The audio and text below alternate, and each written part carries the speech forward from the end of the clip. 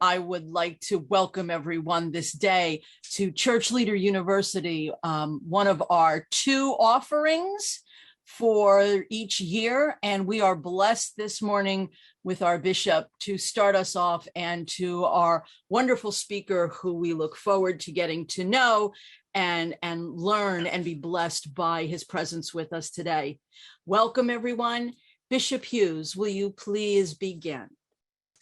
I'm so excited to spend some time with you. And, you know, every time we gather, whether it's online or in person at this point, it is always a special delight. It seems that if there's a gift that a tragic time and a complicated time has given us all, it really is truly the cherishing of those things that are the most important. And relationships certainly seem to be the most important. I also want to say thank you for your ministry. It has been a challenging time in northern New Jersey. For many of our congregations, there have been a number of tragedies to face in this time. The people that we've lost along the way, or who've been quite sick and had to fight their way through it. It has been a sad time on top of everything else. And somehow you are the folks who have managed to keep ministry going in the midst of all of that have heard the cry of those who were sick or lonely or afraid or anxious, all of the things that people have been. You are the ones who have heard the whispering of the Spirit saying, keep going, I will help you, I will give you the words to say. And I'm so grateful for your ministries. We are church because of you. We are not church because of the buildings, but we are church because of you and your ministry and your openness to what God is wanting to do in this place and with us. For all those things, I am intensely grateful. I'm also grateful for the incredible opportunity that this time has brought to us. That I do not believe, I'll put this up front, I don't believe that God brought a pandemic to help the Episcopal Church figure itself out. I think God could help the Episcopal Church figure itself out in many ways and has been trying to do that. But I think God is an incredible recycler of all things. Scripture tells us that the things that were meant for evil, God means for good. God turns into good. Things that look impossible to us, God turns into the possible. And in this complex and tragic and challenging and difficult time, God has managed to bless us with incredible opportunities for ministry. On this past week, I guess on Wednesday, a blog post went out, and I want to start with that as a way of putting some context around how I am thinking and how our governing bodies are thinking about this time and how we go forward. That as we continue living with COVID, as we continue living with pandemic, as we continue ministry in this time, that there are specific ways that we can, or specific stance that we can take. And ours is very much about boldness. And today, and the work that you're going to do with Father Labrija, I think is very much a part of that sense of, rather than kind of fall back and go, how do we get back to where we were? Our question is, where is God calling us to next? And how do we move into that boldly? So I believe John King has that post keyed up. I'll let him start us. This is Bishop Hughes in the Diocese of Newark, and I want to talk with you about boldness, and specifically how we've been using that word bold in our diocese, how we've begun to use it. Several months ago, members of our governing bodies, that is the Standing Committee, Diocesan Council, and the trustees of the diocese, began meeting to talk about where we were as a diocese and where we felt called to be. One of the things that we discussed was the number of assets that we had in the diocese, the resources that we had in the diocese, the ministries that we're doing already, and the ways they needed continued support, and the way some of those were changing. We also talked about the kinds of ministries that we want to take on in the future, where we felt that we had become complacent with things that had happened in the past and assumed that those were continuing forward. And meanwhile, all around us, the landscape had changed, and some of those old ministries weren't fitting anymore, and we needed to think our way through what were the needs of today. And one word we kept coming back to in all of those many months of discussion was the word bold. There was a genuine desire by the members of the committees to see our diocese, this large and diverse faith community that we are, to see our diocese step out in boldness into the world, that we don't want to be the best kept secret in Christianity anymore, that we feel like we've got something special and unique to offer, and we want to offer that in bold ways. To boldly stand up for those who need someone to speak for them, to boldly be there for those who are hungry or who do not have a place to stay or who are fresh out of prison or headed into prison. To boldly commit to the needs, the spiritual needs of our very young and our very elderly parishioners. That word boldness kept coming back so often that eventually a statement was crafted, and it sounds like this. We believe that God is calling us to bold faith, bold love, and bold actions, and that together we are creating communities of love. Bold faith, love, and action. That sounds like something that followers of Jesus Christ would do. And creating communities, new communities, sometimes shoring up communities that have always been there, but reaching out to new communities of love is something that is so needed in the world that we live in today. I want to invite you to think about that statement and to think about boldness as you go about your day, wherever you are, at work, at school, in your neighborhood, in your home. What does it mean to have bold faith for you?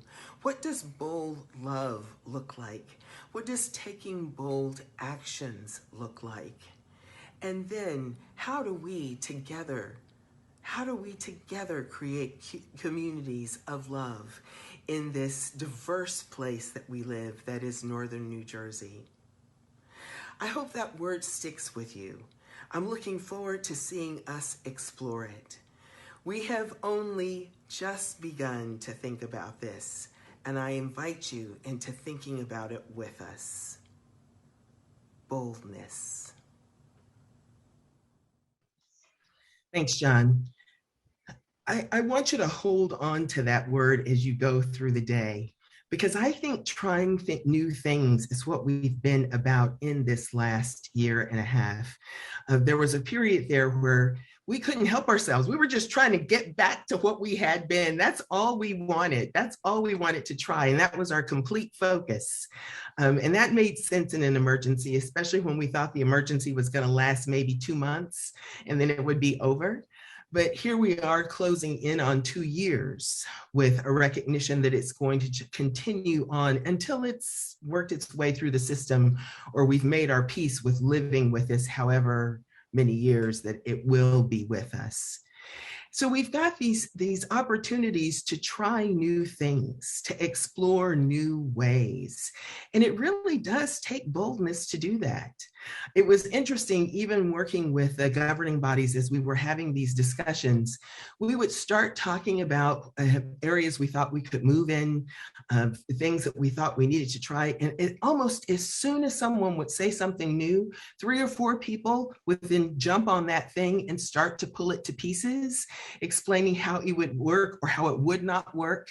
And then we would lose our energy in terms of thinking about new things. We would get so caught down into the granular of trying to figure out one thing that and almost always we would take that one thing and hold it up to what things had been in the past. So we're in a different place in terms of thinking about new things.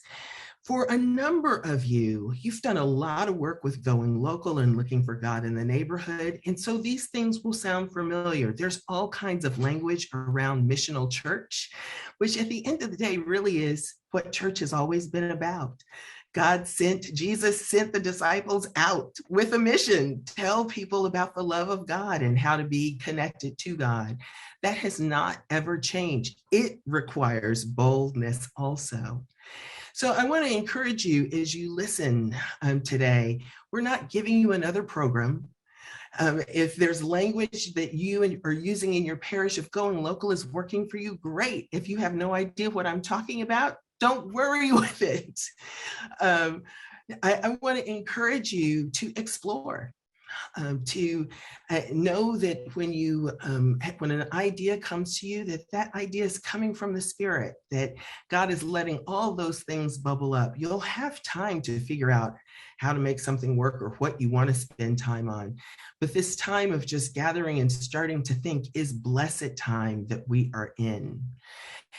One of the things, and I'll throw this out there out there for you, is something to think about. Sometimes when I say, okay, let's think about how we're going to do something in a different way, everyone freezes. So one of the things that I do very often is to ask myself, what are the things I really care about? And how do I wish we were able to do things for the things that I care about? And there are areas in our diocese right now that I think all of us should be very worried about. One of those is people under 25 years old. And I think we shouldn't be worried about them in terms of how do we get them come to our church so that they can pledge. But I think we need to be worried about their being, about their spiritual lives, about how they're going to live in this world, because they are worried. They are very anxious and dealing with high levels of anxiety and depression. So I'm worried about them. And I think most of us in some way are worried about them and don't know how to reach them. That's going to take thinking in new ways, trying new things, being bold in our thinking about that. I'm also very worried about people who've aged out of our congregation or who have, because of illness, had to stop coming to our congregations. And in the past, our presence for those people has always been home visits by the clergy and maybe a Stephen minister team, something like that. I think it's time for us to think differently about that, especially now that we're online. Those are vital members of our congregations that are online with us. How do we think about them? How do we create ministry for them? How do we be in relationship with them? And the last one is one that is near and dear to my heart, that the majority of third graders in the city of Newark are not reading at grade level. I'm a reader, and I've been a reader since I was little, and there was always somebody around giving me books because they knew that's what I collected. I didn't collect dolls, I didn't collect toys, I collected books. And it took a village of adults to support me in my love of reading. And I look at the Episcopal Church, a church that is full of people who love education.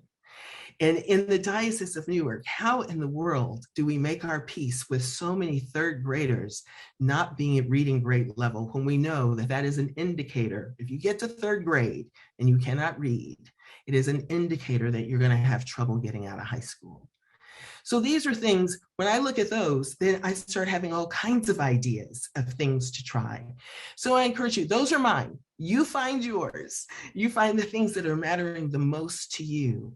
And know that you have not only my encouragement, but you have my support to try those new things, to discover the pathways that the Spirit has for you.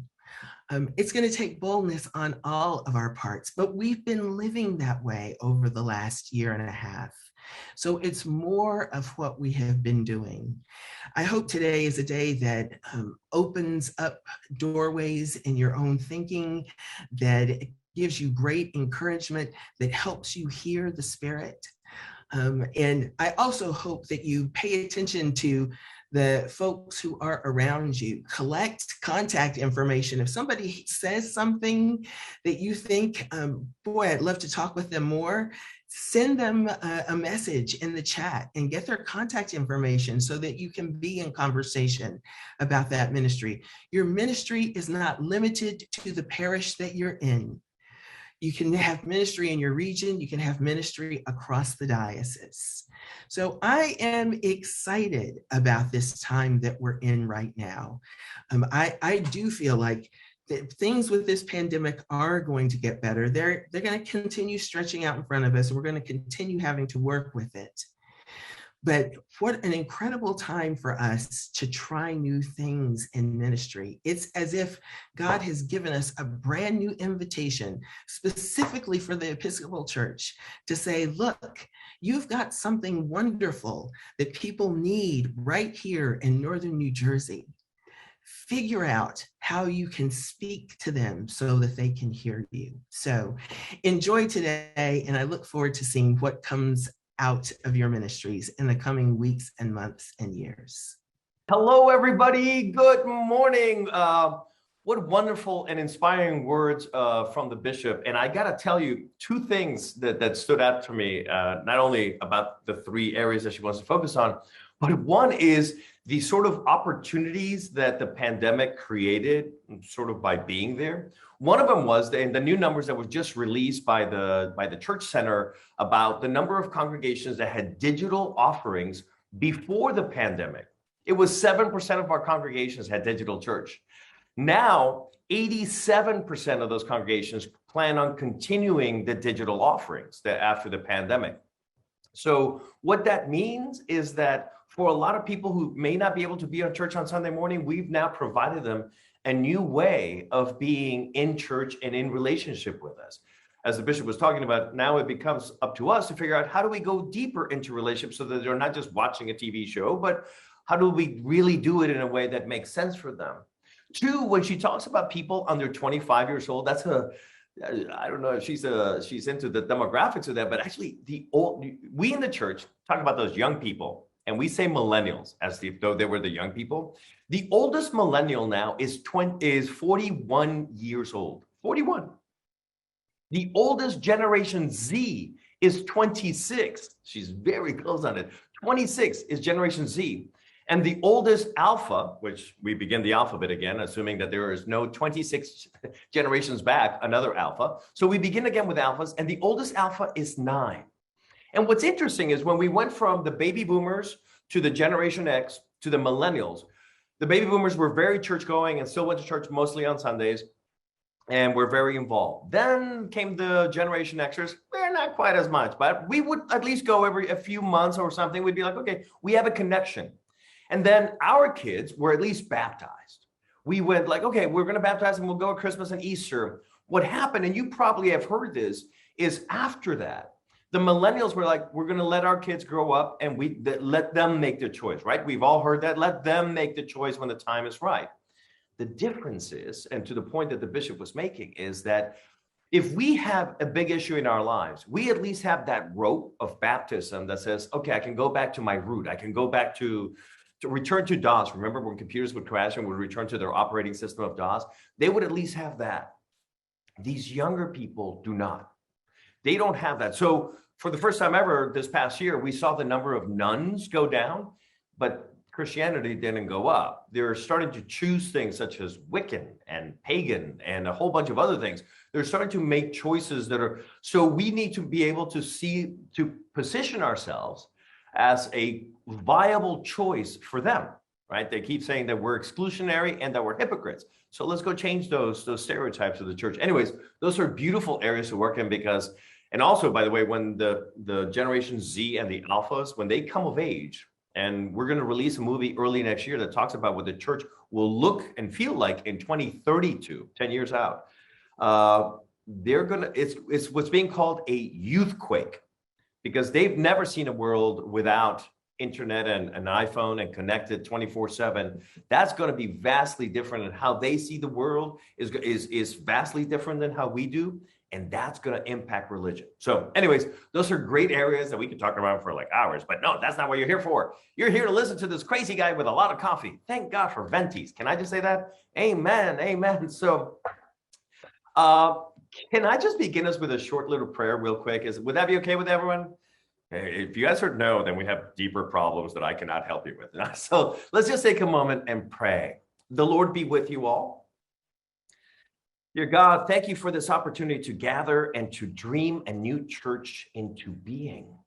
We know that you're always calling us to new things, so we ask you to allow us to let go of the fear, allow us to open our hearts and our minds to your Holy Spirit. This world desperately needs the love that your Son came to show.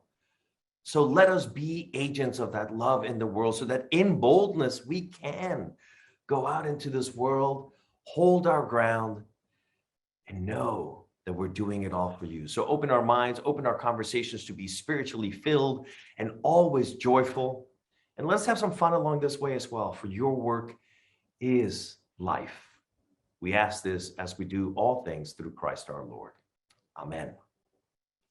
Thanks, friends. Okay, so here we go. All right, let me begin by saying this. One, it's really early for me, so I'm probably caffeinated beyond I should be. So just know that I may go a little bit fast, and that's okay, because all of these slides, you're all going to get PDF copies of these. So don't be taking down every word that you see on the slides. That's not necessary. More, spend time with the concepts that I'm going to go through so that you can actually begin to get them. And so just so you know, the way that our day is going to break down, I'm going to talk about the three simple steps of how to try.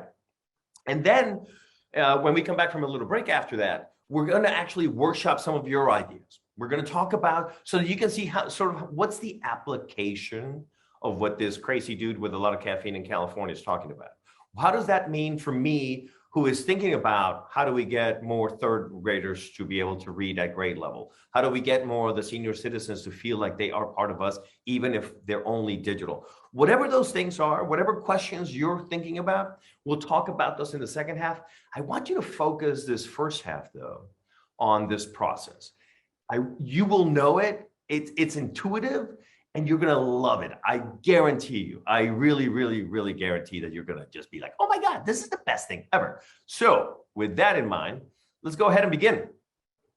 All right. So good morning, Episcopal Diocese of Newark.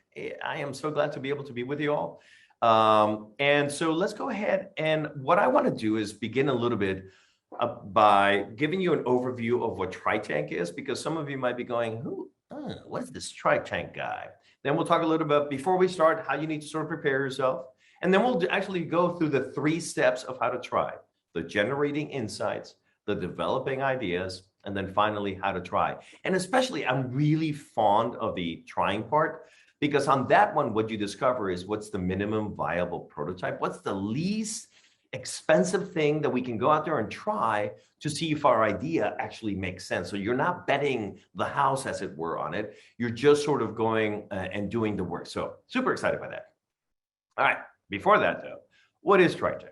We're a joint venture. So we ourselves are an experiment because we're a joint venture between Virginia Theological Seminary, and I saw Virginia Theological Seminary behind the bishop there. At least I thought I saw so good product placement, and General Theological Seminary in New York City. So we ourselves are a joint venture. So that is an experiment. Can 2 seminaries work together to put something out there? But what really are we?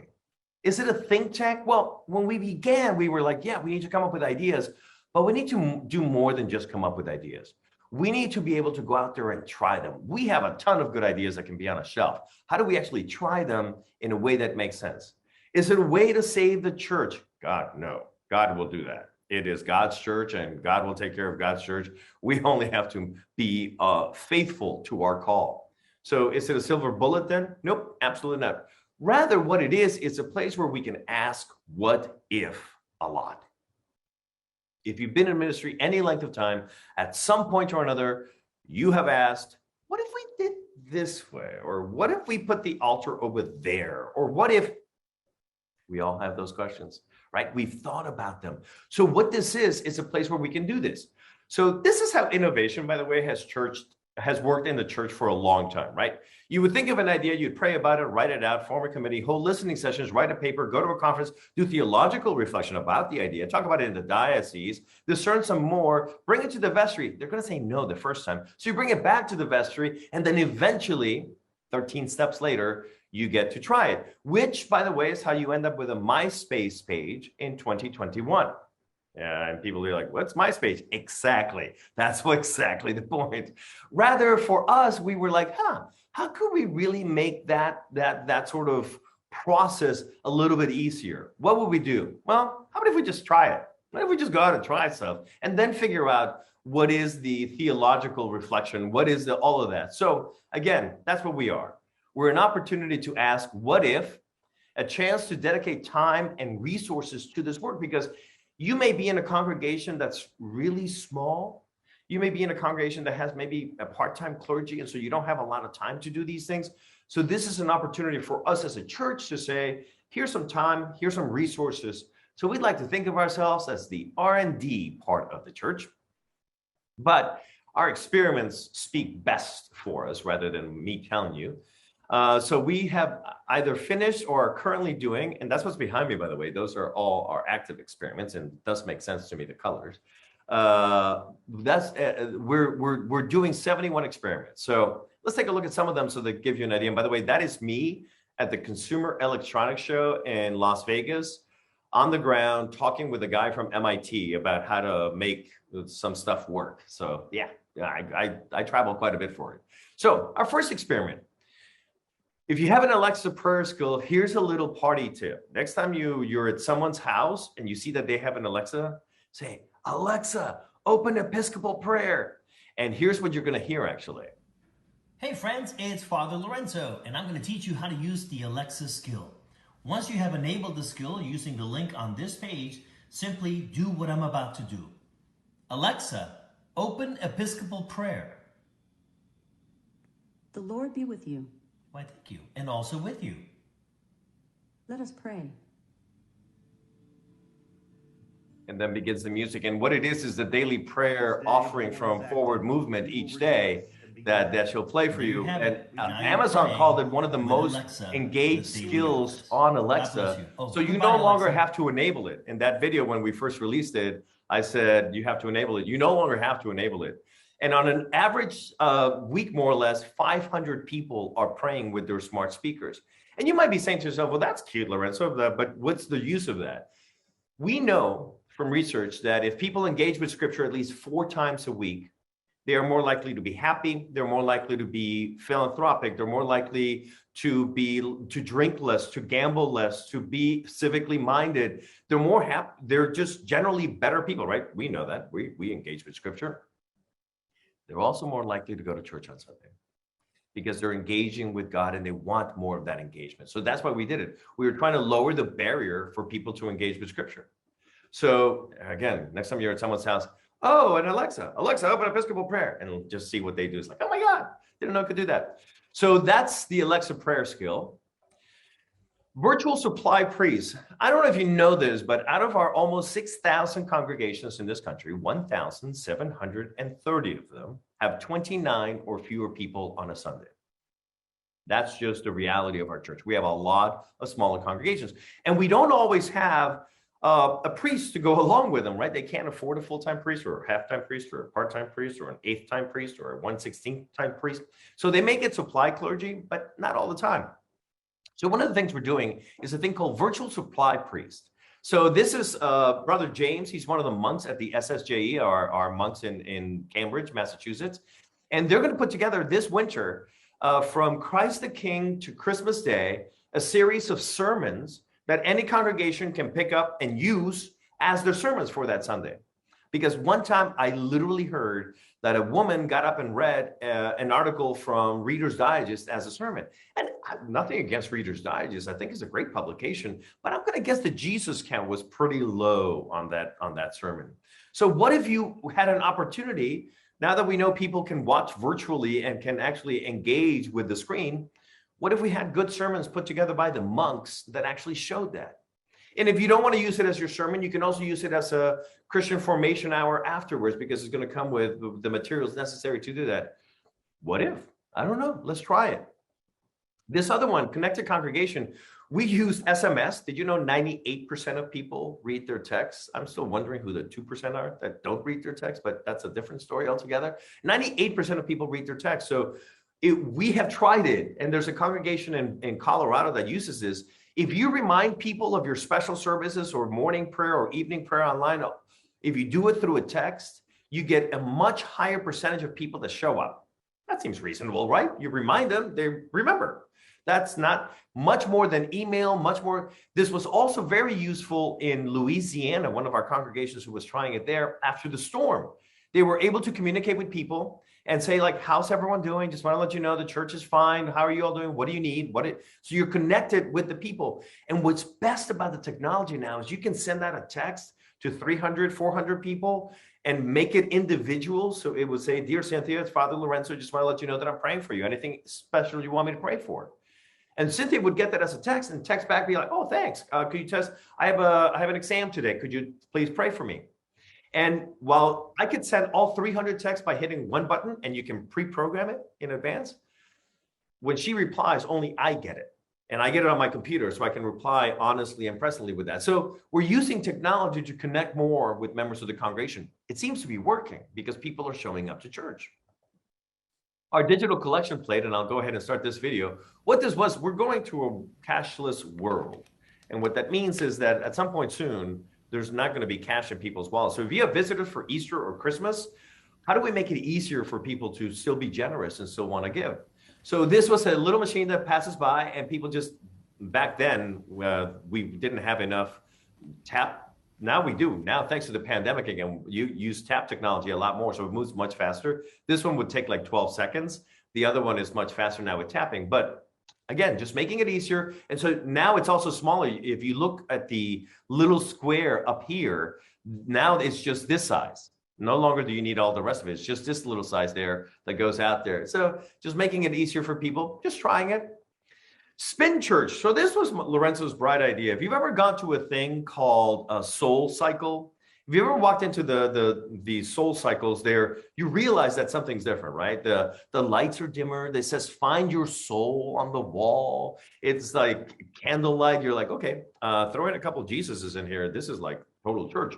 And that was my thinking. It's like people who are finding their spirituality, who used to find it at church, are also perhaps finding it through group fitness classes. So could we merge the two? Could we put together a spinning class and the church, hence Spin Church? The answer is no, in case you were wondering.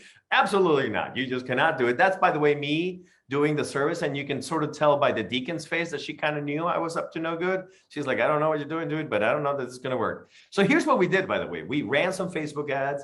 We know almost 27,000 people saw the ads. Most of them were women. They saw them more than once because the 27,000 people saw them 160,000 times, out of which 1,200 people more or less took action. That means they clicked on like, shared it, commented on it or something. And by the way, that's a click-through rate of 1.4%, which is 3 times higher than the average rate for Facebook. So we did really, really well with the campaign. 9 people signed up out of the 1,200, and none of them went to the class. Womp, womp. I say that to say not everything is going to work. And we'll talk a little bit more about failure in a moment. But just know that if we're being faithful, God is still with us, and we're not going to break the church of God. So let us move forward. Before we start, now you know a little bit about what TryTank is. We're just out there trying stuff all over the place. And we created a framework to do that. So that we're not just always like making it up as we go. We created a framework, and it's, for those of you who might be in business or know about this, it's called human-centered design. Or so it's design thinking is what it's called. This is how they come up with products in the private sector. So we're like, how do we use this for the church? So we came up with a framework, and we used that. Now, before you start, here's a couple of things to keep in mind. It is super duper important that all of this work we remember is about Jesus and spreading of the gospel. If we're doing it just to have fun, that's great, but that's not enough. We need to do it because Jesus calls us to this work. And because, as we'll see in a little bit, while it doesn't always work, And there are moments when it just feels long. So we have to remember that we're doing it for Jesus. All right, let's begin. Build your team. That is the first thing you need to do. Jesus was a smart guy. I'm just putting that out there in case that's a surprise to anyone. Jesus was a fairly smart guy, and he always sent us out 2 by 2. And there's a reason for that. There's a reason. A team will always get to a better place, a different and better place than an individual. So building a team is important. Now, how do you build your team? Here's some tips, what to look for when you're building your team. You want to look for someone who's just as excited by this project as you are. If you find someone when the bishop said, when new ideas came up and they're immediately, it's like, well, you know, this and what, how are you going to like feed them? And it's like, whoa, you went right to the granular of that idea. Then we weren't even thinking, all right, let's, great ideas, great dreams are killed one but at a time. Just one little but. Yes, but is, yeah, you're just killing a dream. Just let it go. Just go with it for now. So you need to find people who are just as excited by it as you are. You want to find people who have different skills than yours. So if you're not good at numbers, find someone who is. If you're not good at presenting in public, find someone who is, because you're going to have to talk to your congregation to get the buy-in along the way. And that goes to the roles. Make sure that you're sort of filling the roles that you're having. So someone that can do the numbers, because there will be some money involved, and you just want to make sure that that's legit. You want to have someone that can communicate well. That's awesome. You want to have someone who's like an extrovert if you're going to be meeting with people and doing evangelism work. Awesome. Just think of the roles and think of the skills. You want to make sure also that you are diverse. You want to hear other voices, not just because we are called to do that. And we certainly need to hear, especially from people that we don't normally hear about, right? If you're going to build out a program for the LGBTQ community, it probably would help you to have an LGBTQ person in there so that you can hear that voice. If you're building something to try to reach out to 25-year-old, it would make sense, right, to have that voice represented in there. So you want diversity of voices in there as well, because that'll also make your idea better as you're building your team. You want to have about 3 to 5 people in your core. This is the best part. The core is the team that's going to gather all the time. Now, you can make it bigger if you're going to implement something. Let's say you decide to do a carnival or whatever it is. You can make it bigger. We just ran an experiment for the blessing of the animals, where small congregations and large congregations alike did special things. And we had little bandanas for the dogs to say, I'm a blessing. They're really cute. And what ended up happening with that experiment, what we ended up seeing is that the team was great. They had like 3 to 5 people working on the team, but then they expanded for the day of the event. That makes sense, right? So that way you're not asking of someone that they commit so much time. You're only like, oh, when we get to that point, will you help us on that day? Oh, I can give you one day. That's fine. Don't ask me to join you every week until then. Communicate. You need to be able to communicate with your team really, really well. The good and the bad. I think we're going down the wrong track. I don't know why we made that choice. Whatever it is, you need to foster a sense of community. And finally, within your team, you have to be always looking for insights anywhere. An insight, by the way, is just an aha. That's all it is. Like, oh, that's interesting. Oh, that's interesting over there. Insights, because the whole process is filled by insights. So that sense of curiosity for the aha is what you need in your team. So when you have your team and you're ready to go, so you have your team, your core team, 3 to 5, you're all just excited. All right, we're going to change our church. We're going to change the world. We're going to be bold as we do it. Here we go. It is time for us to generate insights. That is step number 1. Now, what do we mean by that? First of all, your mindset needs to be a curious one. You need to walk in there being, I am just curious. And by the way, the reason why this step is so important is because we generally in the church, and think about this, we generally begin in step number 2, which is the idea phase. You probably have done this. You're at your church. Someone says, hey, we need to, how do we reach younger people? How do we make it so that 3-year-olds, 3rd graders are reading at grade level? And you immediately, all of us sit down at a table, really well-meaning people. We sit down at a table and we're like, all right, let's come up with ideas. We're missing the part where we're gaining insights that will inform those ideas, which is part of the reason you probably have heard it, right? We just throw a whole bunch of things at the wall and see what sticks. Like, Well, the reason why most of them aren't going to stick is because we don't have the insights to inform our ideas. And I'll give you some examples in just a moment. So walk into this mindset being curious. All right. The first thing you need to do is you need to establish your design question. And this, by the way, is a conversation that you have amongst the parish. So should we add a contemporary service? How can we better serve our neighborhood as it changes?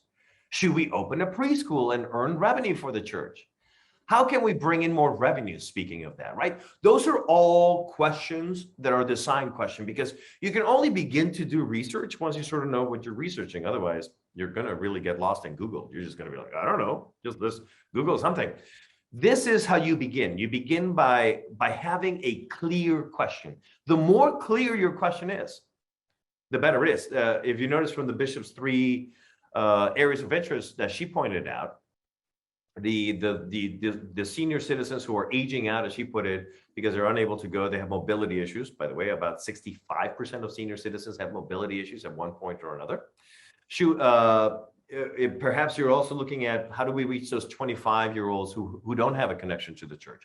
How do we make sure that they know that we're a viable choice for them? Or how do we get third graders in our neighborhoods to read at level, right? So those are the design questions. You always begin with a clear question.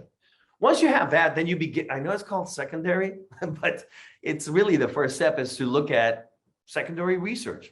So you've defined your goal, right? You've defined your question and your context, because you know that. And that is actually framing your research.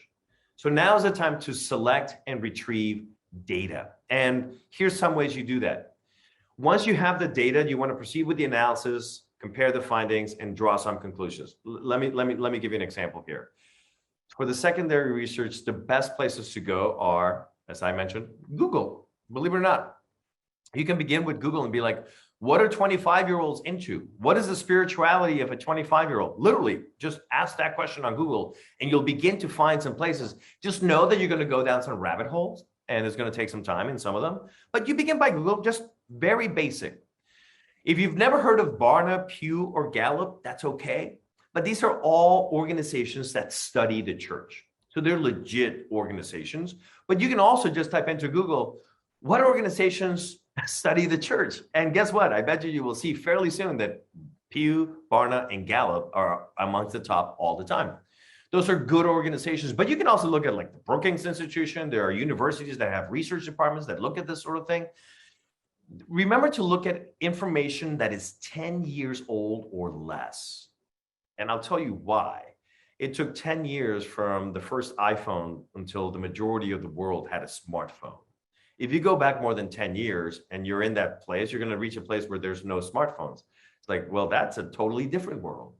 If you look at how long it took between the first user of Facebook and the 1 billionth user of Facebook, 10 years. So 10 years is a horizon. If you go more than 10 years, you probably have seen a humongous shift that may not be reflected in the research.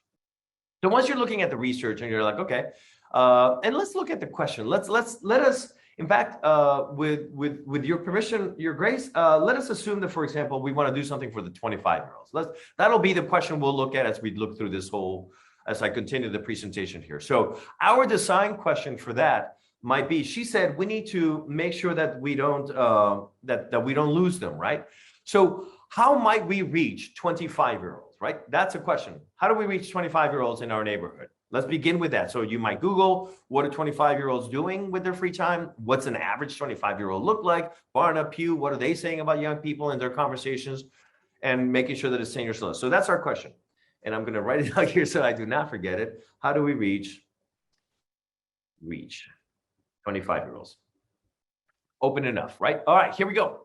Once we do that, is another way that you get your insights is you do a thing called observation. And it is exactly what it means.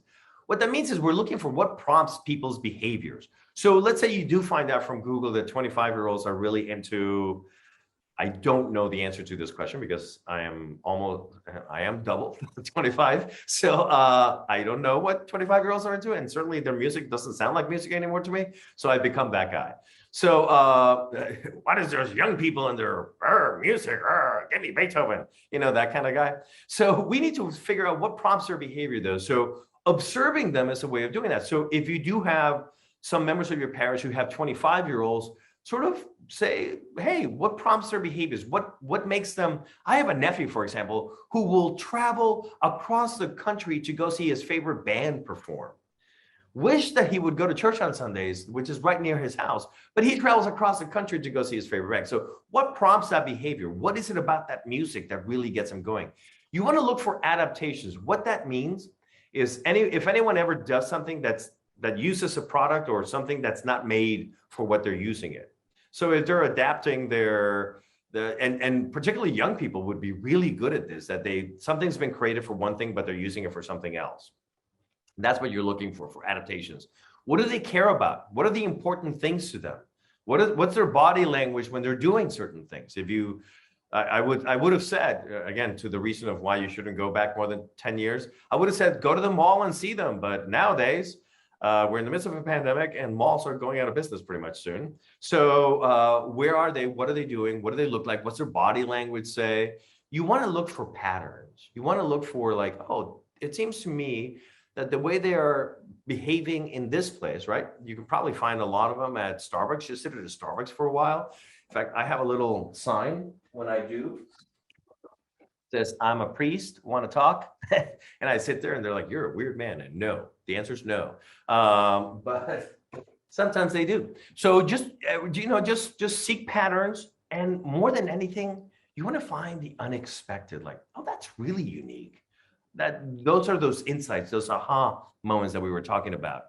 So to do the observation well, you want to define the area that you're looking at, because what 25-year-olds in Palm Springs, California, where I live, and what 25-year-olds in Newark, New Jersey do are probably vastly different. And there will be some similarities, but there's some context issues here.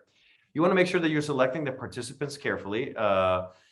In other words, that you're looking for the 25-year-olds. If the question was more broad and it wasn't about 25-year-olds, if you were just saying like, should we do a contemporary service, then the people that you're observing wouldn't be as easy as just make sure that they're 25-year-olds. You want to carefully observe and capture the data. So you may want to take pictures sometimes.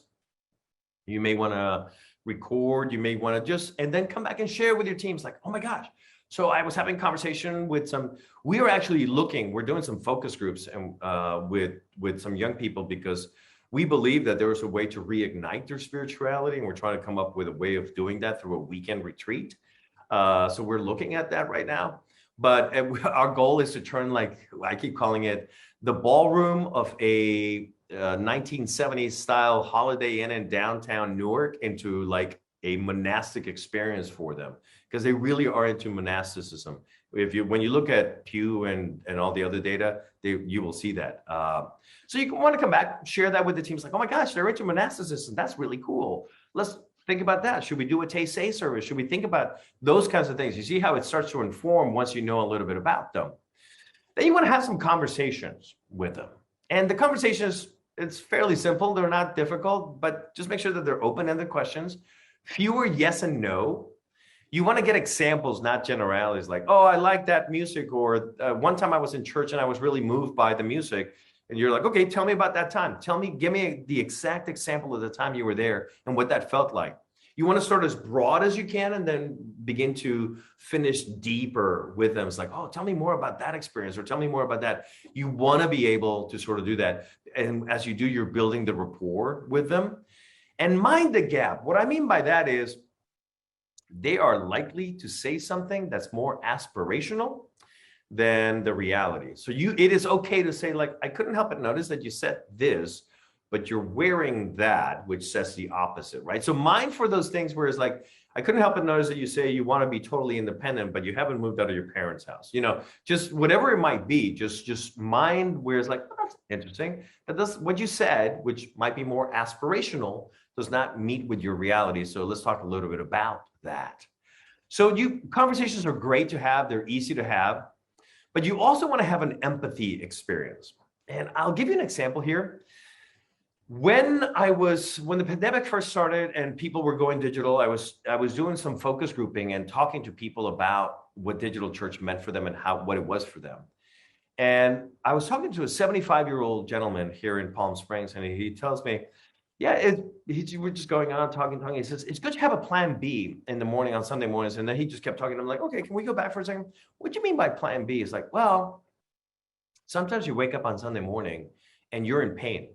And your choices are you either go to church in pain or you don't go to church and you miss that opportunity to be in communion with the people that you know and like. So what do you do then? So I was like, that's really fascinating. That's how come I know that 65% of senior citizens have mobility issues, because that really is a thing. It turns out he was totally on. So in order for me to really empathize with that, though, I had to create what's called an empathy experience.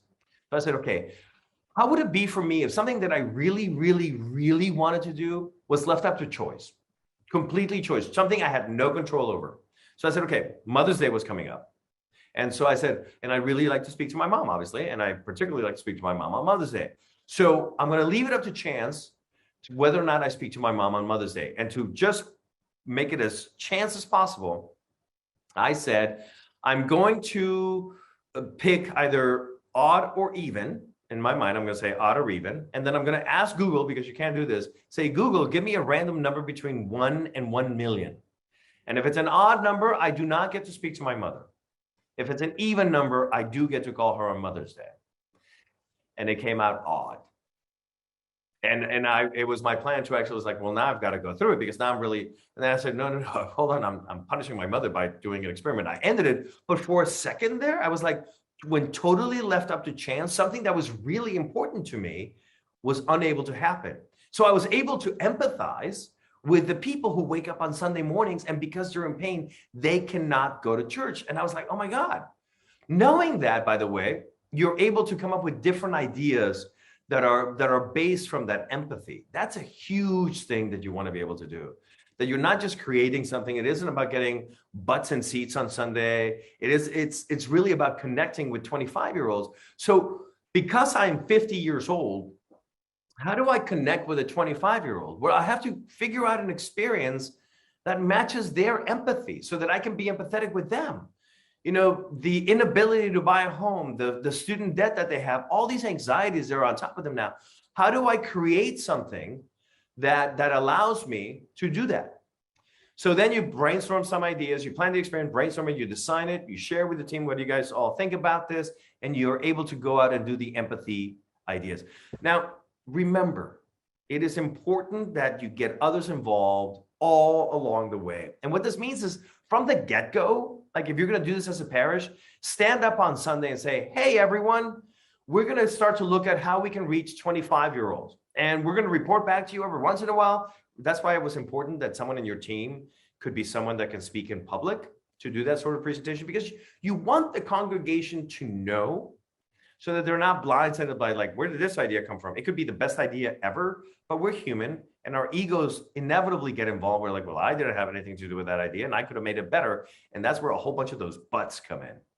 So the more that you're able to get others to buy in, and I'll show you in just a moment, a relatively easy way to do that once you have an idea.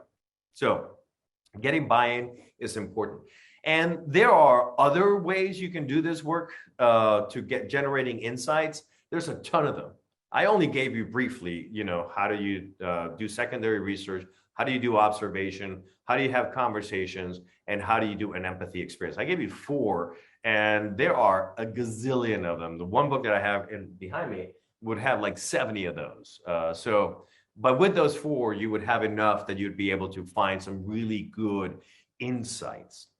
Because what that does is, as we move into step 2, it allows us to go from like, hey, everyone, let's go west, which is like, how do we get 25-year-olds, to, hey, everyone, let's go to Los Angeles. How do we do that? You can come up with very specific ways to get to Los Angeles, as opposed to let's just go west. It's such a broad question. You're like, I suppose anywhere, you just get in a car and head west, right? Whereas if it's Los Angeles, like, well, I can take a flight from EWI, right? That's Newark, I think. No.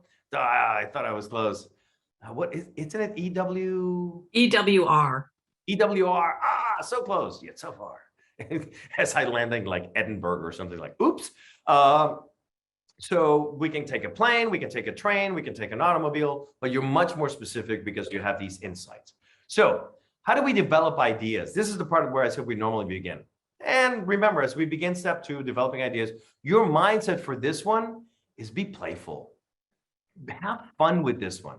Let the Holy Spirit be with you as you're co-creating with God in this, because God has some really, really good ideas.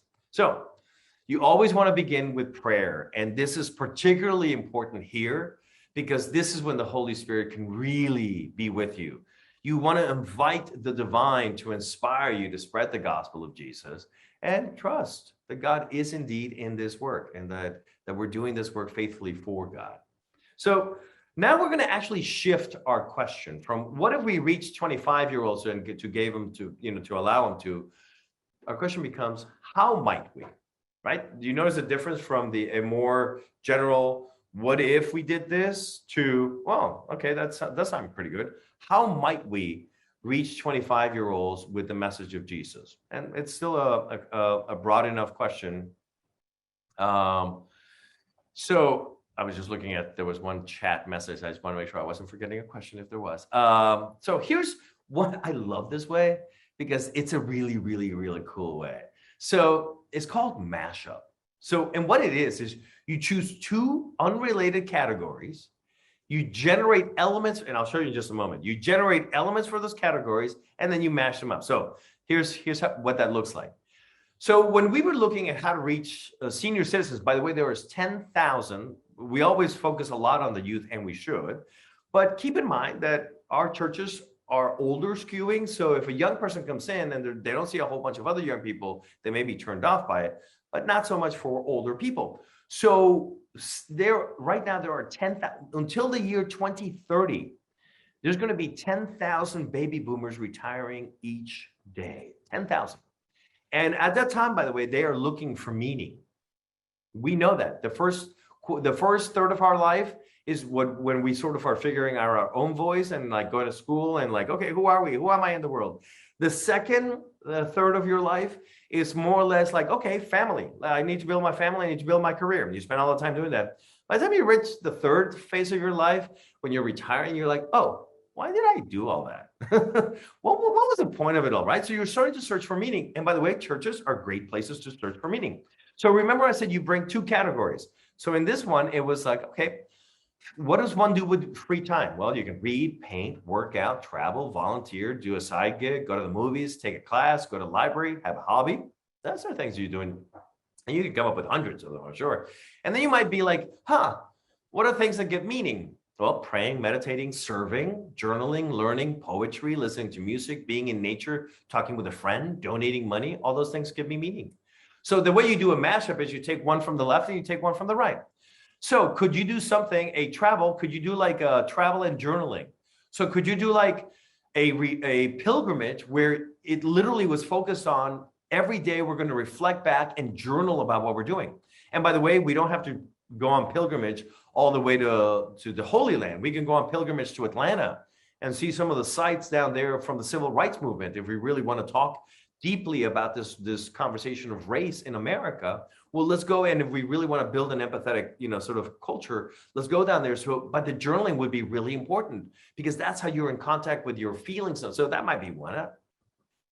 You might say like painting and poetry. It's like, oh, could we take some religious poems and paint them? What would they look like as a painting? And create a class that did that. And so on Saturday mornings, you're going to create this class where you've seen those paint and drink classes. So it's Saturday morning. So maybe you do like mimosas for everyone. No, but you can do it on Saturday morning and do like a paint poetry class. Or what if it was a class, you can do that in your time. Well, what if there was a class about how to meditate, or a class about how to donate money so that it makes more difference? So you see what a mashup is. You're taking things from 2 different categories and you're building them together to come up with new ideas. And these 2 are relatively close, the free time and the meaning. But when you really come up with cool ideas is when they're not that close. So let's take the meaning is the same as what we just talked about, but let's compare it to luxury hotel. What are some of the elements of a luxury hotel? There's an elegant design, lots of flowers, high thread count. I love those thread counts. Friendly staff, room service, mini bar, great food, live piano music, gift shop, spacious rooms. All right, so let's say that you're going to pray and live piano music, and you're going to mash those two together. Oh, so maybe on Sunday morning, half an hour before the service starts, what we're going to do is we're going to create a meditative space in the church, not a say hello to everyone space. We'll do that afterwards in the coffee hour. But we're going to create this meditative space by having live piano and just allow people the opportunity to pray. So that could be one way that you do it. If you wanted to, let's see, how could we do something about poetry and elegant design? You could somehow figure ways like, okay, we're all going to, I actually read a book, I don't have it here, I have it at home, on how to write spiritual haikus. Easiest form of prayer is to do, easiest form of poetry is haiku. And there's a really easy way of doing it with haikus and prayer. So what if we, instead of doing it at the church, what if we went somewhere where there was an elegant design that could inspire our poetry? So you're getting the idea of what it means to mash up. You take one from the other and you just bring it to the other. It's like, could we do something like that? So that's what mashup is. You're taking two columns and you're mashing them together to create one thing. Another thing you want to do is be in other people's shoes. So from the empathy experience, which is what allows you to really gain those insights, you can imagine what a whole day looks like. So what is a whole day for a 25-year-old in Newark, New Jersey right now? What does that look like?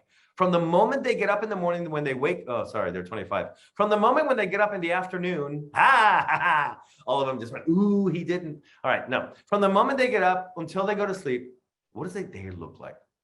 And you want to come up with ideas along the way. And here's one of the ways that you sort of do that. So for example, they listen to music while making coffee. Is there a way of creating maybe a little podcast from our church that has some music and maybe some verses from the gospel, or just reiterates the message, or just whatever it might be?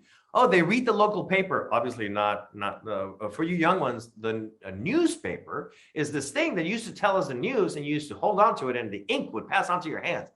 It was really cool once upon a time.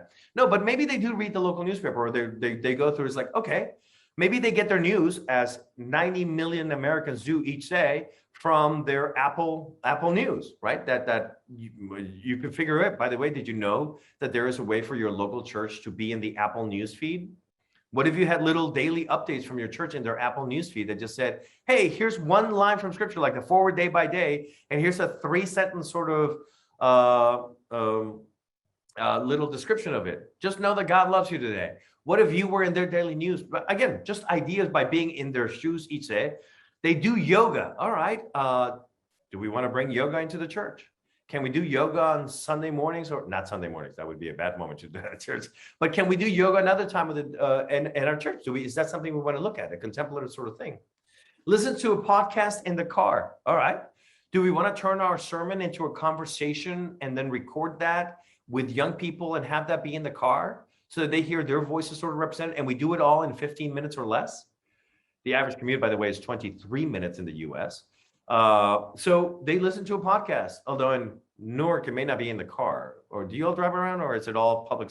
I'm always so envious of the public transportation system. Okay, you're all in cars, so you know about traffic. But you see how you can, just by doing their day, you can come up with ideas along the way, right? So you can do an e-storm. And if you're saying, well, that sounds a lot like a brainstorm, but with an E in front of it, it's like, well, yeah, that's pretty much what it is. You can ask friends for ideas. And the way you want to do it, here's some simple tips. You want to have a provocative subject line, like, can you spare 2.5 minutes of your time for me? If you're sending that to a friend, you're like, wait, 2.5 minutes, that's really uniquely specific. Why is Lorenzo asking for 2.5 minutes of my time? You want to manage their expectations in the email, say like, hey, listen, this will only take really short amount of time, but I need your help on something. Will you help me? Then you present the challenge. In other words, you present the question.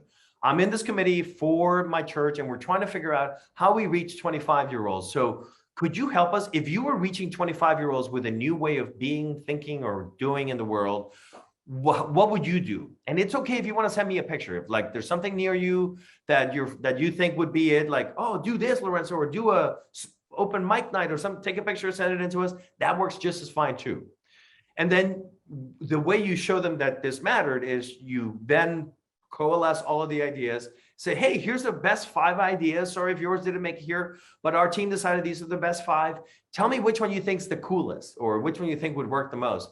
And then they write back to you. And that allows you, by the way, all of a sudden, you can send that question to 100 people. And one of those 100 people might be like, oh, Kathy might be like, oh, wait, I have a 25-year-old. I'm going to ask them what would really, how would they ever go back to church? Because I know that they're spiritual. That's not a thing. It's not a thing that they're not spiritual. So how would we get them? How would we be relevant to them? And that's how you get some ideas. So that's why I love the eStorm. It's a really, really easy way to get ideas from a whole bunch of people. Because the more ideas, the better. This is not the time to be putting any of those butts. Do not be killing my dream with your butts. I'm going to put that as a bumper sticker. Do not be killing my dream with your butts. Oh no, I can already see. Dear Bishop Susan, Lorenzo from your diocese has a bumper sticker that says, don't kill me with your butts. I don't, but it'll only have 1 T. So anyways, so now it's time for Brainstorm, which is probably the one that you're most familiar with. But you're going to see that we have a little twist on it as well that really helps you get some good ideas. You want to find a leader. Someone's got to lead it. You want to have the right number of people. You probably need between 4 and 7 people to actually generate some good ideas and not overdo it. You don't want to overdo it with so many people, because then not everybody gets heard. Again, you have your clear design question. How might we reach 25-year-olds in our neighborhood? And know the rules. What are the rules? Well, here they are. There are no bad ideas. Everything goes. Do not worry about budget. Do not bring up the budget right now. Reality will hit you all by itself. Don't worry. We'll talk about that in a second. So dream big, be wild. If nothing was holding you back, how would we reach 25-year-olds? If you had unlimited resources, how would we reach 25-year-olds? Because even if you come up with some outlandish sort of thing, like we'll get, I don't know what a popular band is. We'll get Justin Bieber. Is he still a thing? We'll get Justin Bieber to come play. It's like, okay, so you're really talking about music and popular music. So it's not necessarily just the music. So you see, don't worry about the budget. Just be wild. Stay focused. In one of these, I was like, we're going to send someone into space. And, again, the reason why the research needs to be less than 10 years old. Now you can send someone to space. But it's not so much when you're saying we're going to send someone to space, what you're actually saying is we're going to give them an experience that's so unique that nobody else can replicate it, right? That's sort of what you're good. And we'll talk about how you do that in a second when we get to the minimum viable prototype. So brainstorm all your ideas. Here's some more rules. 1 person at a time. Only 1 person speaks at a time, and you're jotting them all down. This is the best one, the most important one.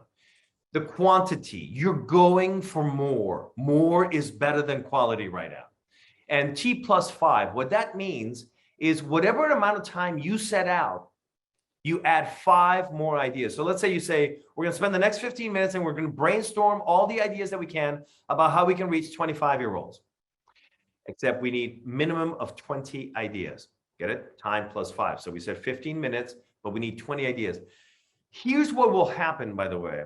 The first 7 or 8 of those ideas are going to be pretty generic, pretty normal. Everything we all know, we've all heard, everything we've all done. It's the latter ideas.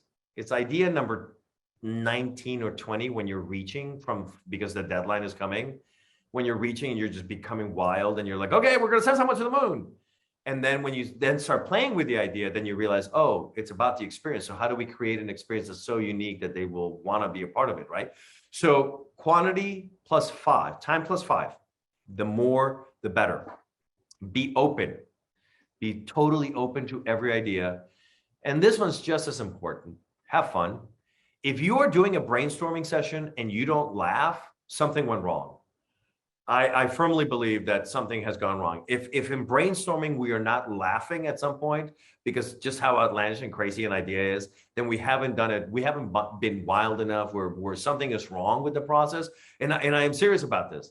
If you do a brainstorm and there's no laughing, you're not going to come up with the most creative, funnest, best ideas that you can. So make sure that you do have fun and laugh.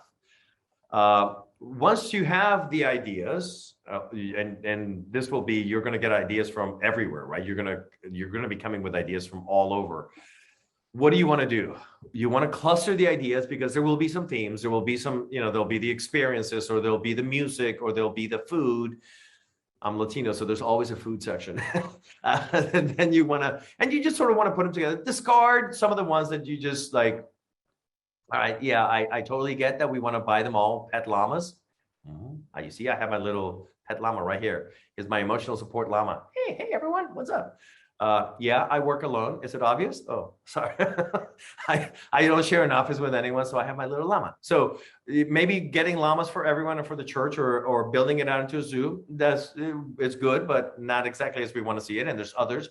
You want to discard particularly duplicates. You're going to have a whole bunch of duplicates that come from the e-storm, from the day in a life, from all those things. And then start voting. Start voting down ideas like which ones really excite us. And that's where you get to see the Holy Spirit. There will be some that you have a visceral response to, like, oh my God, that is amazing. If we did that, I would go to that. Forget the 25-year-olds. That's my way of doing church. That's what I want to do. And that gets you excited. That allows you to be bold. When you are excited by stuff, that's when you're being bold. Be bold with the Spirit. So we've generated the insights, which led us to develop some ideas. We've even narrowed the ideas down.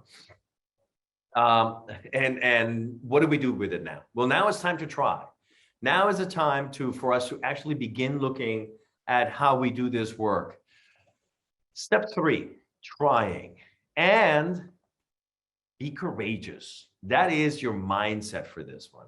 You want to be like an entrepreneur.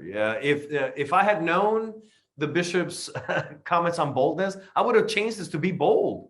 The mindset should be bold. If I would stop right now and change it if we weren't so close to the break. So be bold with it. When I send you this back out, I'm going to change it to say be bold. So that you all have it with be bold. So just imagine that says be bold. So be bold with your ideas. Know that you have to take a step out there in faith and that God is with you. So this is the best way. And don't worry, I'm going to show it to you in a bigger way. Have you ever developed something and someone's like, yeah, go out and write like a mission plan for that. Go out and write like a business plan for it. And you go and you write it and it takes you 80 pages and it's got details for everything. And the moment you present it to someone, it's already outdated because something new has happened, or it's like, oh, and then you don't want to do it again because you just spent all the time on the 80 pages. I don't want to go through it again. The mission canvas is a 1-page that takes 15 minutes to fill out. The order is suggested only. It's okay to skip parts of it for a moment, but you do need to come back to it. And you do one for each of your ideas. So let me show it to you again here, bigger. This is what a mission canvas, and again, you're going to get copies of this. What it actually does, think of it as a checklist. It allows you to look at 9 different areas that your idea needs to look at in order to be holistic. You can't be thinking about an idea if you're not thinking about like the key metrics. How are we going to measure whether what we're doing is actually doing anything? You can't think of a good idea if you don't have a number 5, a path. It's like, how are we created this great service that has like ambient music and is like a sound machine. How are we going to get to the 25-year-olds so that they know we're doing this, right? What's your path to them? So here's what the 9 areas are. Area number 9 is what's the need? So you have an idea, which is number 2. That's your solution. But what's the need that it is meeting? And the bishop was kind enough to present it for us. 25-year-olds are sort of lost when it comes to spirituality because we haven't given them, for the most part, some like handrails would be a good way of calling it, right? And what could happen and what will happen, as you'll see in our movie that comes out next year, climate change is going to lead to new religions coming up. It has always done so throughout history. When climate changes drastically, new religions pop up. That's going to happen. So it's also when they're seeking out there, the thing that it's a very human thing for us to do is to seek certainty, not clarity. And we offer clarity and mystery, right? We offer like God is a mystery, but we have clarity that is God. Someone else can come in and say, I'm going to give you certainty. I'm going to give you all these rules that are so certain. And that's how we get cults to form. That's how we get people to go on that direction. So that's the need, right? We want to give them those handrails to know Christianity is for you. It is relevant. Our solution is we're going to create an immersive sound experience. Great. Who are the stakeholders? In other words, who are the people that can say yes or no to this? In a lot of congregations, at the top is the altar guild. It is amazing how much power altar guilds have. And I bow to your power, oh great altar guild. Oh, so who are the stakeholders? Is it the rector? If the rector is not involved in this, or the priest, who the vestry certain will be, the bishop if you're going too far, if you're doing something that's like a way out there. I learned in seminary, you never let your bishop be surprised. Just inform the bishop, see what she has to offer to this idea as well. What's your elevator pitch, right? What's the fastest way you can say to someone, oh, we're creating an immersive sound experience for young people that's just going to blow their mind because they're going to feel like they're in a monastery. Again, because we discovered that monasteries is something that really turns them on. We discovered, so what's your elevator pitch? What's your path? In other words, how are we going to get to those 25-year-olds to know that we're doing this immersive sound experience? Who are your partners? Who can we partner with in this? Is there a music store? Is there someone that does music? Is there a spa for this immersive sound? How do we partner with someone to make this happen? The order, you saw me say that the order is not as important, but I do encourage that you do this order for 7 and 8. And let me tell you what. Number 7 is, what are the funding sources? Where can we get money? And number 8 are the expenses. And the reason why you want to do it in this order is because if you do it the reverse, where you do the budget first, and then you say, what are the funding sources? Let's say your budget comes in, it's going to cost us $3,000. You're like, okay, that's our budget. And you look at the funding source, you're like, oh, we have $1,200. Womp, womp. I have seen many an idea die because they're like, well, we don't have enough money. So there you go. This whole process is a sham. Lorenzo sold us a sham on that Saturday morning. I tell you, this is awful. That's it. I'm complaining, right? Whereas when you do it with the funding sources first, you begin your budget, your expenses by like, hey, we have $1,200. How do we make this work for $1,200? It is a different mindset when you're walking into the budget that way. You're more scrappy when you're like, okay, what do we really need, not me? And number 9 is, what are the key metrics? How will we measure whether this thing that we're doing is working or not? Is it just the number of people that show up? Or is it that the 3 people who showed up had such a transformational experience that they would be willing to tell their friends? And, so whatever your key metric is how you do it. So again, this is what it looks like. 1 sheet of paper. This is why I say you can skip a part. If you don't know the path, it's okay. Skip it for now. It means you come back to it. You then go out and figure out specifically, oh, how do we reach 25-year-olds these days? Instagram, TikTok, whatever it might be. How do we reach them? What do we need to do? The funding source is like, oh, I don't know. I need to ask that question of like, are there diocesan resources that can help us make this happen? Are there, whatever it might be, right? Do we need to fundraise? Are there certain families in our congregation that perhaps would help us do this? Whatever it might be, right? It's okay to skip and then come back. You fill it out by hand and you turn it in, right? You don't turn it in, sorry. I say turn it in because I gave a presentation similar to this and I presented the mission campus to the Diocese of Ohio one time. And it was in a big room. This was when we were still live. And in the back of the room were the youth. The person that was going to open up the water park hadn't gotten there on time. And so they were running a little bit late. So they came into the session. And at the end of the presentation, the guy that put the workshop together comes in and is like, here, you probably want to see this. And it's a 14-year-old filled out a mission canvas about it. I was just so touched, like a 14-year-old can do this in the allotted time. That was just brilliant. And by the way, his whole idea was about getting really, really young kids into church. And one of his key metrics, it was more crying babies. It's like, that's how we'll know they're here. There's more crying babies. It's like, I was so touched by that. I was like, oh my God, he's going to be a priest for sure. All right. So remember, get others involved along the way. When you have a mission canvas, by the way, it's a great idea to go out and share with different people. Let the congregation perhaps vote on 2 of them. Say like, hey, after church today, we want to present to you 2 ideas. We have the mission canvas for each one of them. We'll walk you through them. Let's all vote together. The more you do this along the way, the harder it is for that one person later to be like, oh, it was awful. To be sure, we're human and you're still going to have that one person that says, I told you so.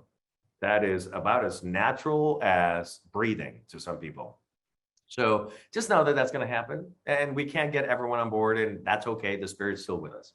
So decide on which idea or ideas you can honestly and faithfully do. And then then you decide to try one. And here we are. We're at the minimum viable prototype. And I know I'm running a little behind. I'm going to speed it up here. Actually, I'm going to ask one of the organizers, do we want to take our little break? I have about 10 more slides left.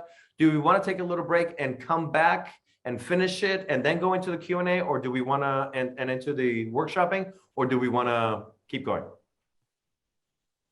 I vote for keeping going and then taking our break a little bit later. All right, here we go, people. We're all still together. Yay. All right. So using your mission canvas, you want to come up with your minimum viable prototype. It must be able to measure what your measure for success. Again, those key metrics. So if your key metrics are that you're going to change someone's experience really, really well, right? Well, for that immersive sound thing, the likelihood is that we're going to have to build it out somehow. But that doesn't mean you go out and buy equipment. You can rent speakers that do the immersive 8D sound. All these things you can rent now. You can use them just for the day. What you want to do is strip away everything that's not necessary to figure out, will this work? So I'll give you some ideas, some examples of this. I had a congregation that's like, we need to start a preschool that's people will come to it. It'll be amazing. I'm like, oh, that's great. And they're like, it's going to cost like $500,000. I'm like, oh, okay, I'm glad you have that money. Good for you. So we're just going to go. I'm like, okay, that's one way of doing it. Just build it out. Or hear me out here. What if we put out a banner in front of the church that says preschool coming, find out more at this website? And if you put that banner up for a month and no one goes to the website, maybe there's not as much demand as we think there is before we go out and build a $500,000 school. Or what if we build out a simple website that says, sign up here for more information, coming, soon, art-based school at the St. John's. And you're like, amazing. And you put that website and you run some ads on Facebook in the geographic area that you think you can cover. And you really target those ads and no one signs up for information. Then you're like, all right, it's certain we don't have a clear path because we're not getting any of the people that we think we're going to get. But more importantly than that, we may not actually have a market for this. Is it already saturated? So instead of spending all that money, you spend a couple $100 on advertising on Facebook. And that's how you discover, it's like, oh, that's an insight to have, right? Again, if you're going to do a new contemporary service, don't start it out. We now have a service on Saturday afternoons and it's going to be this time and say it's on forever. I don't know, that's a really long time. How about if we started like during Lent and just try it out for one season and see if it works out, if people start coming or not? Then you're not having to hire a new band or a new whatever forever for that. Somebody wanted to open up a cafe.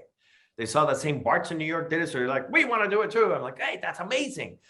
Instead of building it out, how about if you rent a coffee cart for a weekend and put it out there and see whether or not people come? Just see whether or not there's a market. Bring in a food truck and test it out before you go out and build it all. You can do these things for very little money as opposed to building it out. Like, oh my God, now we spent, because that's also part of the reason why people think that we can't do it. Because we're like, well, that's really expensive. And then when we do it and it fails, and again, we encourage failure in a whole bunch.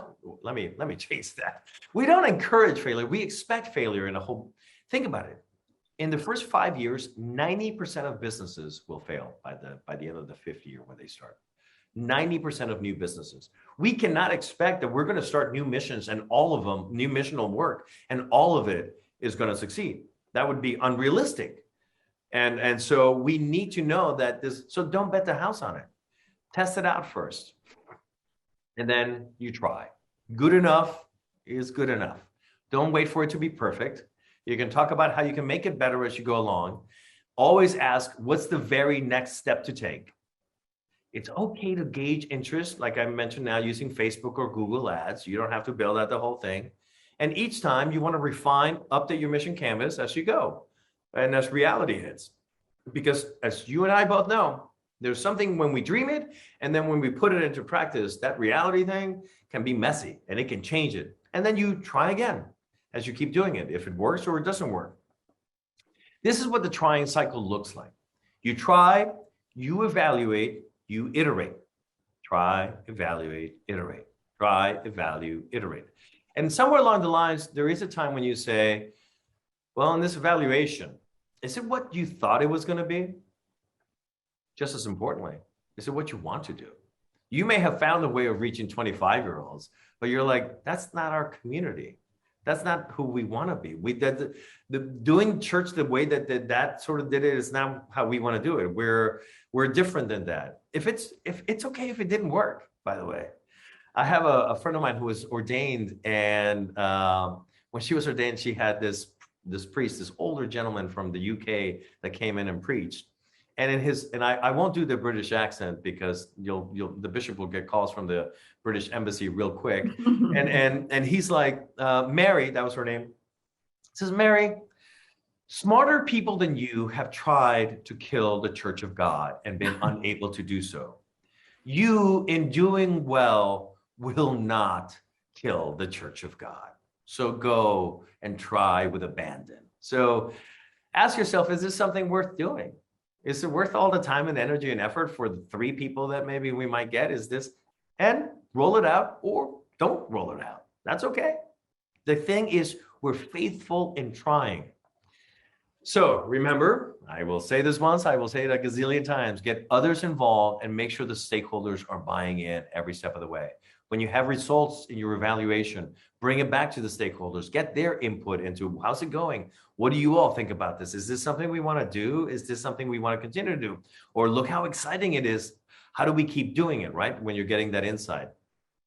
So I want to, as we're coming in for a landing here at the end, a very real moment is that in-between time. And it's a spiritual discipline. So I'll give you an example. The in-between time is a car trip. You know how when you do a car trip, when you first begin, you roll down the windows and the hair, the wind is in your hair. And you're listening to like the Beatles or no, Who's Born to Be Wild? Anyways, you're like, that's not the Beatles at all. And I'm not even aging myself anymore. I don't even know what music I listen to. But you're just like going down the highway and the music is really cool and Born to Be Wild. And then an hour later of a 6-hour trip, you're like, oh my God, I'm stuck in traffic. It's raining. The music is no longer quite as good. Like, this is just taking forever. Someone do something. That's going to happen with your ideas. The moment you come up with that idea at the brainstorming session is going to be the best moment ever. You're going to feel euphoric. It's going to be so awesome. And then there's going to be the reality of getting the buy-in, of trying to get the partners, of trying to raise the money, of trying to now we've got to wait for a permit, or trying to do, that's going to take forever. It's going to take time. This is part of the reason why you want to have a team as well. This is part of the reason why we go to church on Sunday. We hold each other up. When it feels just really long, when it feels like, are we ever going to get there? What were we thinking? What were we thinking? Yeah, that's where we hold each other up and we do it. Just know that it's a spiritual discipline and that we do it with the hope. And that's part of being bold and when we do this work. So remember, in all of this, it's for Jesus. This is why we do it. We don't do it for more butts in seats. We don't do it to save our building. We do it for Jesus and because we want to share the good news with the world that so desperately wants to hear it. All of that I just mentioned, by the way, is in a best-selling book that's right here behind me, over here, called How to Try, which was released this July. It was a bestseller on Amazon in several categories, and it is one of the top sellers for church publishing this year. It's a really short book, if I may. It's a really short book. It talks about all of this in details. It also has a chapter on how to do this with your vestry if you wanted to do that. And it's only like $16. So I encourage you to if you want more into detail. And by the way, in the book, I write just the same way that I speak, to the chagrin of most of my professors. So How to Try, I encourage you to get it. It's a cool, fun book. Also, now you know. So it's time to try. Sign up for our newsletter at TryTank.org. It comes out once a month. Just once a month. It just came out this past Wednesday. But when you go to TryTank.org, you can, at the bottom of the page, you'll see the latest newsletter that came out this week. It's 10 things you need to know from the experimental lab. Each month, that's what we do. And that's it. My email, Lorenzo@TryTank.org. If you ever need a conversation partner, if you're like, Lorenzo, we came up with an idea that may be just the craziest thing. What do you think? I'm pretty good at walking through with it. Or if you get stuck, I set aside 2 hours of my day so that I can talk with people around the church, because we recognize that we don't have all the wisdom. You do. So if we can help you in that way, know that we're here to do that. And with that, I am done with that part of the presentation.